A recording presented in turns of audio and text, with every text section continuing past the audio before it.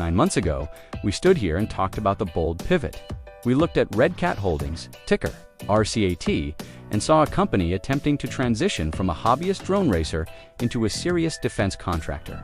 Back then, the technology was proven, but the massive looming question mark for investors was execution. We identified a significant risk that RCAT might struggle to move from hand-built prototypes to the mass production required by the Pentagon.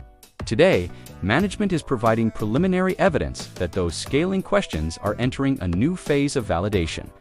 The narrative has officially shifted toward full-scale industrialization.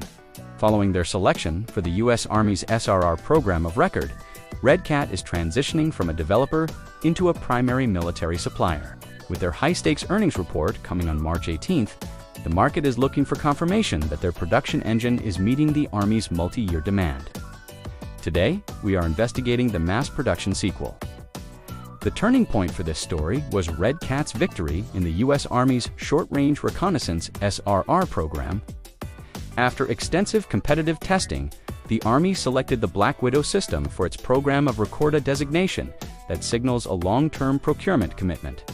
The Army's current stated objective is to acquire approximately 5,880 systems over a 5-year period, providing the company with a production roadmap that fundamentally changes their financial visibility.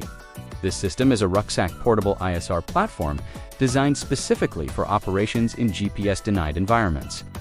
By securing Program of Record status, RCAT's technology is effectively being benchmarked for global allies. We are already seeing the ripple effects. In early 2026, RCAT secured its second major order from an Asia-Pacific military ally. Furthermore, the Black Widow's inclusion in the NATO Support and Procurement Agency (NSPA) catalog has established a streamlined pathway for allied countries to move from evaluation to potential bulk acquisitions through 2027. The biggest technological leap in this sequel isn't just the airframe, it's the move toward autonomous defense. RCAT recently launched the Futures Initiative, a strategic consortium designed to integrate advanced third-party AI into their platforms. The primary highlight here is the integration with Allen Control Systems and their Bullfrog autonomous turret.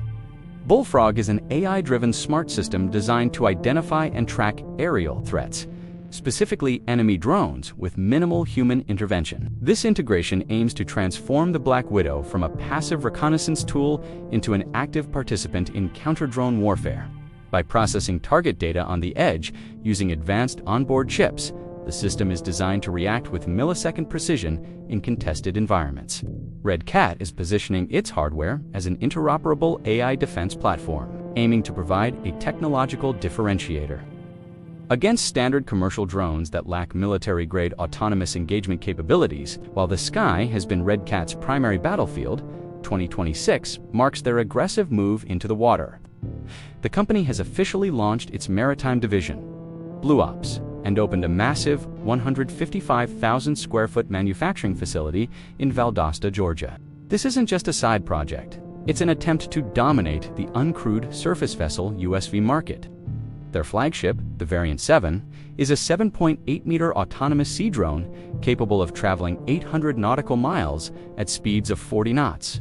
The strategy here is multi-domain dominance.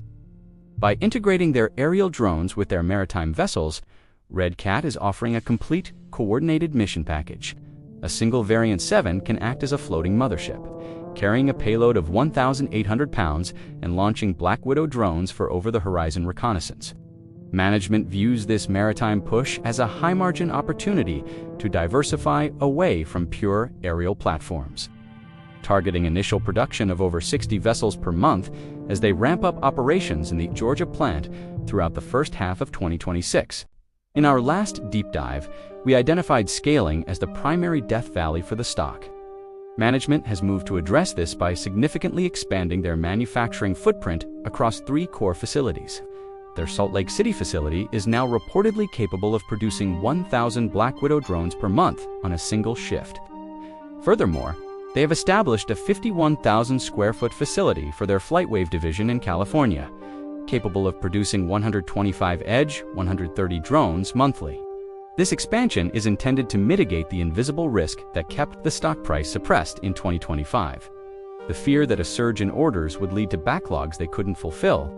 By standardizing components across their product lines, they are targeting economies of scale that could lead to future margin expansion. While they have made significant strides in securing their domestic supply chain and achieving cybersecurity compliance, the true test remains their ability to maintain these production levels without incurring prohibitive operational costs. The spotlight now shifts to the raw numbers. This isn't just another routine filing, it's a high-stakes confirmation of their industrial transition. RCAT reports earnings on March 18th, following a preliminary announcement in January, where management projected a staggering 1,800% revenue surge for Q4. They expect revenue to land between $24 million and $26.5 million, a dramatic leap from the $1.3 million they generated in the same period just a year prior. For the first time, the balance sheet is being driven by mass production military deliveries. Investors will be laser-focused on whether RCAT can demonstrate a clear path toward EBITDA profitability in 2027. While the company reported a net loss for much of 2025 as they ramped up their facilities, they have utilized recent capital raises to build a substantial war chest of cash. This liquidity is designed to allow them to fulfill large-scale orders without the immediate need for dilutive capital. The March 18th report is the moment they must prove their operational Empire State Building is finally ready to collect rent. No deep dive is complete without looking for the cracks in the armor. Despite the recent victories, the bear case for RCAT remains centered on customer concentration. While winning the Army contract is a massive achievement, it also makes the company's heartbeat in sync with the Pentagon's budget cycle. If a future political standoff in Washington results in a continuing resolution that freezes new procurement, RCAT's primary revenue engine could stall through no fault of their own. Furthermore, competition in the domestic blue UAS niche is intensifying. Rivals like Skydio and Anduril are equally well-funded and chasing many of the same military and public safety contracts. In fact, Skydio was recently awarded over $12 million in 2025 for SRR Tranche 2, deliveries of its X-10D platform, proving the Army is maintaining a multi-vendor strategy. RCAT must continue to innovate through its Futures initiative to ensure its technology remains a preferred choice. While they have moved into mass production, they are still a relatively small player in a massive industry dominated by giants.